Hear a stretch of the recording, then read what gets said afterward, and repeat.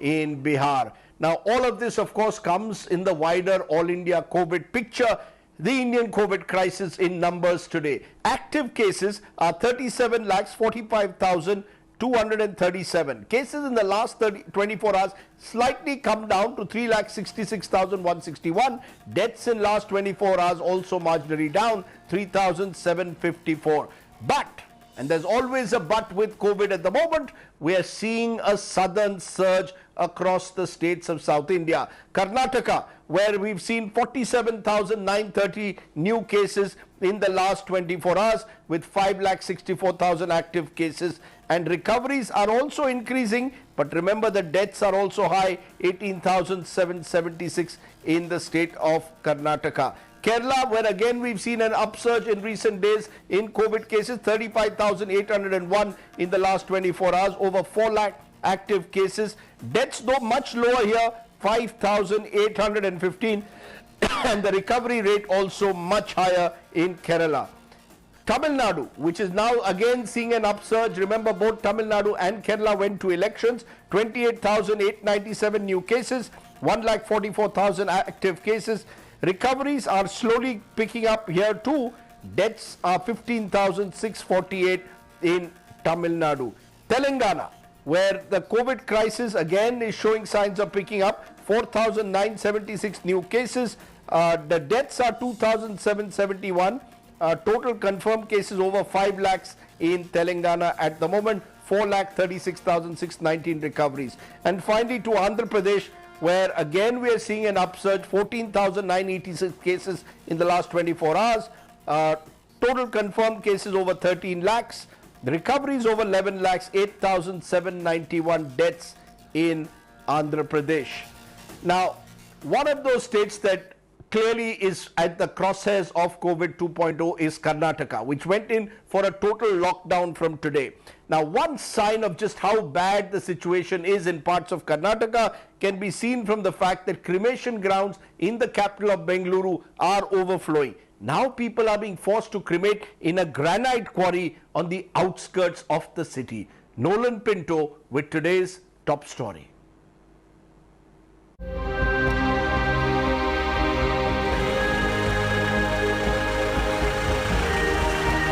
When you enter the long unused burial ground in Tavarkere, you can only see pyres burning and people going about their work.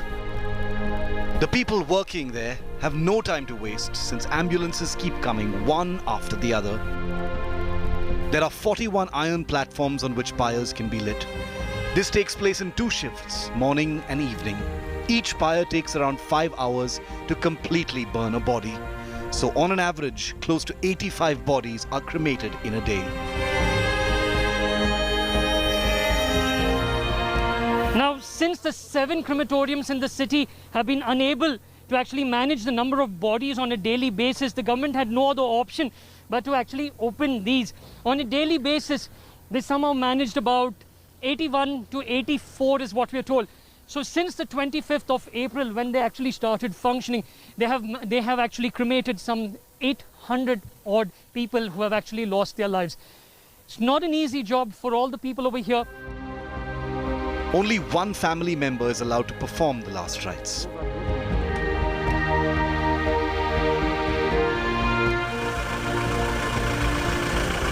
Another new cremation ground is the granite quarry in Gedanahalli that was recently converted into a crematorium to ensure that the dead got a dignified send-off. Ambulances can be seen lined up, awaiting their turn to take the body to the designated pyre along with the grieving family members. The quarry has been flattened. There are 2 places which can cremate around 50 bodies in a day. रोज इधर 25 उधर 25 डल रहा बड़ी डलता सुबह 7 बजे आता सब 7 बजे से शाम के 10 तक इधर ही आता मैं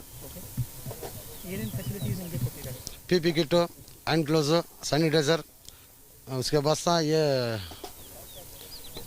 मास्क पूरा देता सब. Karnataka reported 482 COVID deaths on Saturday, 285 of them in Bengaluru alone. On Friday, 346 deaths were recorded in the city, the highest daily toll in 15 months of the coronavirus pandemic. On Sunday, 281 deaths were recorded in Bengaluru, 490 in all of Karnataka.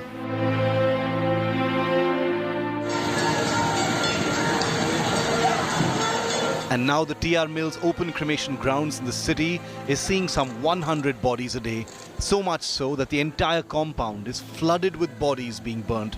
With not enough space on the ground, the bodies are being cremated with less than 6 feet of space. With Nolan Pinto in Bengaluru, Bureau Report, India Today.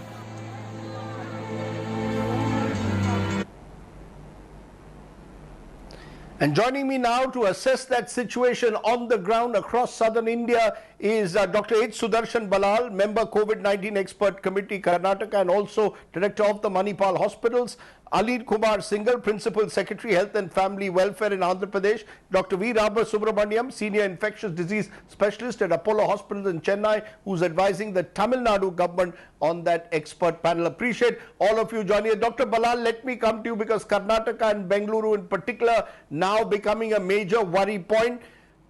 Are you worried? Have you been taken by surprise by the sheer numbers that Bengaluru has faced in the last 10 days? And the deaths as a result due to non-availability of ICU beds. Has that in a way caught Bengaluru, which prided itself on a strong health infrastructure, completely by surprise? Good evening, Rajdeep. Good to be here on the show. It's a tragedy of sorts listening to you and also seeing the visuals of the number of people dead in our beloved city of Bangalore and the state of Karnataka. It certainly has taken us by surprise. The sheer volumes, the ferocity and the speed of transmission of this disease in the second wave of corona is unprecedented, unexpected, and certainly was unplanned for. So we need to break this chain of transmission as soon as we can so that we can stop the number of deaths and also people, bodies being crowded in the crematoriums. And the only way of doing this is first and foremost, right now our main task is to reduce the number of deaths of patients coming into the hospital, which means we have to triage them, take care of the really ill in the hospital beds, in the ICUs, and the rest of them at home. So I think also the lockdown, which started today, in my opinion, will start bringing down the number of cases because the chain of transmission will certainly be broken if people stay indoors and only step out either to save a life or to earn a living. So I do hope in the next 1 or 2 weeks, we'll start seeing some lowering of the numbers and hopefully the lowering of deaths. This is an unheard of situation in the Garden City and the IT city of Bangalore, and it's truly tragic, Rajdeep. Right. You know, when I look at the numbers between April 1 and May 9th, which is the second wave, Bengaluru's COVID count, Dr. Ballal, touched 5.3 lakh cases. 1.8 lakh people have recovered, so recovery rate is increasing. But there is a large number of active cases and you're continuously adding more infections. Over 3,000 deaths reported. Now, I asked you about ICU beds. Is it simply that the demand has outstripped the supply? That despite your best efforts, you just don't have the beds needed? Absolutely. I think the demand has certainly outstripped the supply. Our doctors and staff are working 24/7 without any rest. And, you know, taking care of a very sick, ventilated patient is very, very stressful, physically burned out, and mentally people tend to burn out. I think there are just not enough ICU beds. Hopefully, with the numbers coming down and the new arrangements made by the Honorable CM and the government of increasing the oxygenated beds and the ICU beds in the private medical colleges would give us some succor. But as of now, it's really, really hard to get an ICU bed in any private hospital or government hospital in Bangalore. You know, Dr. V. Rama Subramaniam in Apollo Hospitals there in Tamil Nadu, and you're advising the government there. Tamil Nadu appeared to be on a decline and now we are suddenly seeing an upswing again. Is this a fallout of the fact that there was an election period where people seem to lower their guard in large parts of Tamil Nadu? No masking, no social distancing. Is Tamil Nadu going to suffer because of what happened in that crucial period between the end of March and early April when elections were held there? Yeah, hello Rajdeep. It is a very sad situation, and this current situation is probably due to several reasons. The fact that the government had relaxed several of the rules and interventions which they had in place during the most part of last year. By the end of last year, when we had gotten over the first wave, people, not only the government started relaxing the rules, the people also developed pandemic fatigue, and that also contributed. And then the elections came in. The entire process of the elections made things very different. People let loose their, their previous discipline and started, going out and partying and gathering and all that. The arrival of the new variants also contributed to this. So there have been a lot of factors, and throw in between the fact that vaccination drive came in, and with the arrival of vaccinations, the non-pharmacological interventions of distancing, masking, and sanitizing all fell by the wayside. So all these have contributed to the current state we are in, and unfortunately, we are ourselves to blame for this. Okay, I'm going to come to vaccinations in a moment because that is a critical issue I want to ask all of you. But Anil Kumar Singhal, we are seeing both in Telangana and in Andhra where you are, the doubling time now beginning to fall from late February. And, by April end, it was clear that Andhra and, was also coming into the crosshairs of COVID 2.0. Have the southern states lowered their guard in a way? Did you sort of, in this crucial period, March, April, perhaps not do enough to prepare for COVID 2.0?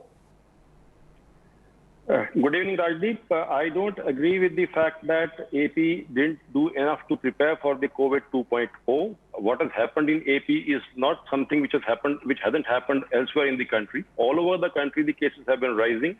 Obviously, after the first wave, the economy had to be set in motion. Economy was opened up. People were getting down to business as usual. Of course, there were events like local body elections in the state of Andhra Pradesh, which the state government tried its best to get it postponed, but somehow it didn't work out.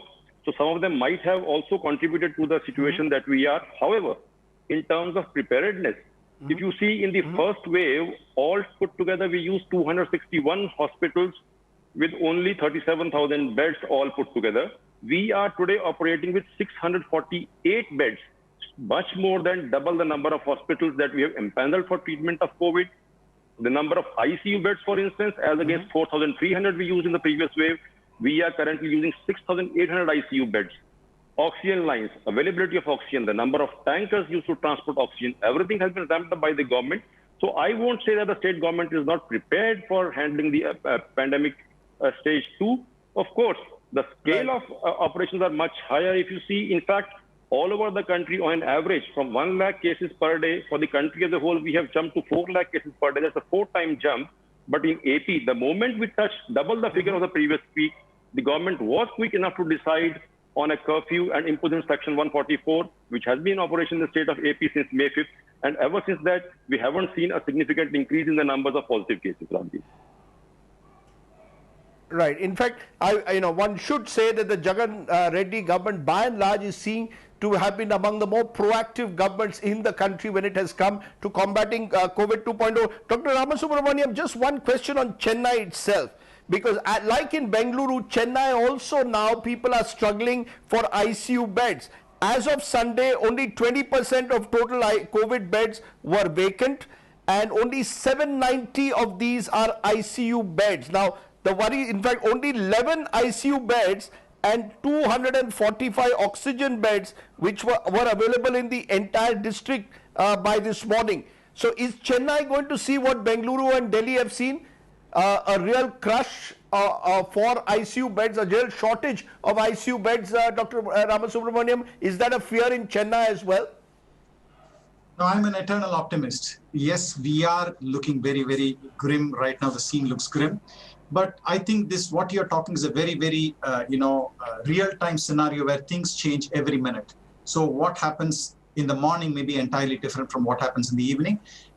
Preparations have been taken in. The lockdown has been put in place since this morning.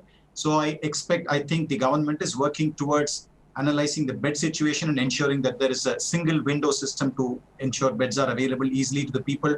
There are a lot of developments happening. So I hope in the next few days, things will be a little more, easy with regard to Chennai. Right.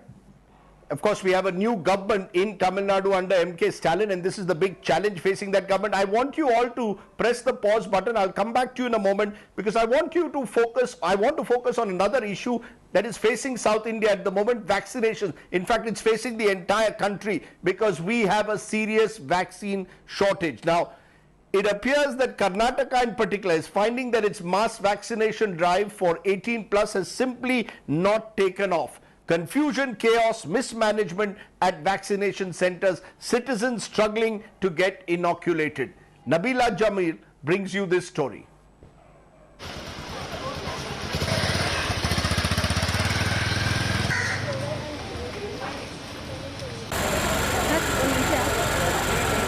Long queues, irritated locals, clueless coordinators. The scenes on the day one of the vaccination drive in Bengaluru were certainly not pleasing. Karnataka launched the mass vaccination drive for 18 plus age group when the state barely has enough vaccines to begin with. The state has close to 3 crore people in the 18 plus age group, but barely 6.5 lakh vaccine doses have been procured from the Serum Institute.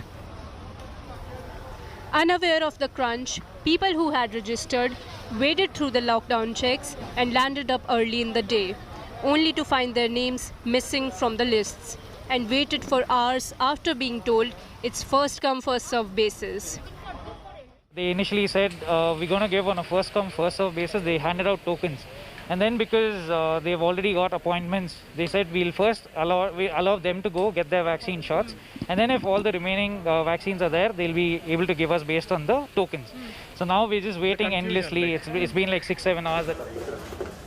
It appears the Karnataka government is still hesitant to admit the crunch. Deputy Chief Minister Ashwath Narayan told India Today that the state ordered for 3 crore vaccine doses, but only 6 lakh doses have arrived, assuring that the drive will pick up the pace in weeks to come. The vaccination is not the demand is very huge, but based on the supply, we can match the supply. On that basis, we can vaccinate the people. With Karnataka seeking unprecedented surge in COVID cases, the state now has a Herculean task at hand. Unless you have a proper appointment, which means you should have your time, place of vaccine, only then get to the vaccination center. Otherwise, inevitably, you'll have to go back disappointed. And we'd suggest if you're not in a tearing hurry, wait up a little bit before you come forward to get your vaccine, because there's a serious crunch in the doses that Karnataka has received. But the government has assured that the new batch of vaccine doses, about 6 lakh odd doses, is coming next week. So hold on until then. With camera person Pawan Kumar, Nabila Jamal for India Today, Bengaluru. Nabila Jamal there reporting from Bengaluru. Dr. Balal, let's be honest, unless you speeden up your vaccination drive, Bengaluru and Karnataka's problems will only worsen. And at the moment, that drive is not taking off. What explains that? Is it that you all are, again, most state governments simply don't have the vaccines at the moment, Dr. Balal? Now, you brought up a very important point, Rajdeep. I think the only way we can flatten the curve in the long term, especially to prevent the third wave, it's to make sure that everyone gets vaccinated. Unfortunately, we started off with vaccine hesitancy when the vaccine first came in January. People were unwilling to come. We had to coax and cajole them to come. Then we went into a stage of vaccine desperation because April there was a huge peak in the number of cases. Everyone wanted a vaccine and there were not enough vaccines. And now it's a state of vaccine despondency. I think the government allowed people above the age of 18 to 44, in addition to the other categories, to get vaccinated. And unfortunately, we do not have enough vaccines. So getting the first dose of a vaccine for the age group of 18 to 44 is a Herculean task. Most people find it very difficult to get into the CoWIN app, and certainly almost impossible to get an appointment at a given hospital. And we are seeing that in the private hospitals too. We hardly are utilizing 10 to 15% of our capacity to vaccinate. We can vaccinate at least 15 to 20,000 people a day. But for various reasons, we are unable to vaccinate them. And now, of course, we are also waiting for the vaccine stocks to come from the Indian companies of Covishield and Covaxin. But I do believe that in a week or two, things will be better. week or two, we live in optimism. Anil Kumar Singhal, a quick response to that. Vaccinations, again, Andhra Pradesh also presumably, like Telangana, doesn't have enough vaccines at the moment. Rajdeep, the supply of vaccine, as you are aware, is in shortage all over the country.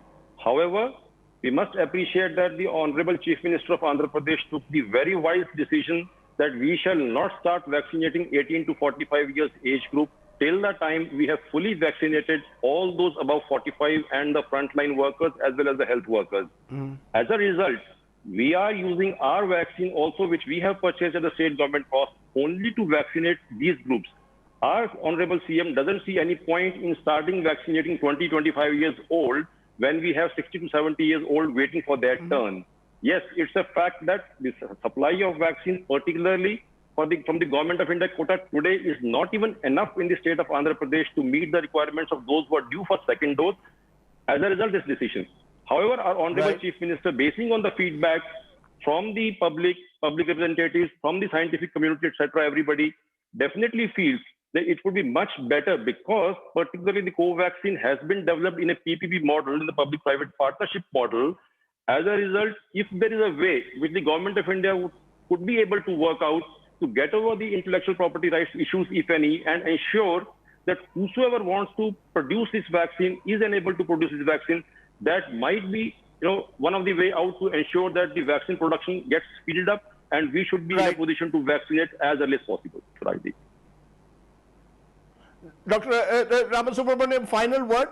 Is that going to be the next big challenge, even as you go ahead for lockdown? Lockdown is all very well, but eventually, while breaking the chain, you need to vaccinate. Do you see Tamil Nadu being in that position of vaccinating those between 18 to 45 in the next month or two? I don't think so. Realistically speaking, when Serum Institute is manufacturing about 2.4 million doses a day, about 65 million doses a month or so, I think we are a far cry away from ensuring all the 18 to 40, 60 is vaccinated. So I think it will take several months. I think we'll probably be into the third wave by the time we are getting there. So we have to face it. We have to continue with masking, physical distancing, and hand sanitization to keep ourselves safe. Right. Well, that's the troubling news, of course. We are just not being able to vaccinate fast enough at the moment. I appreciate all my guests joining us on this Southern Surge. Thank you so much for joining me on the news today. Now, there is some good news, and as always, it seems to come from Kerala.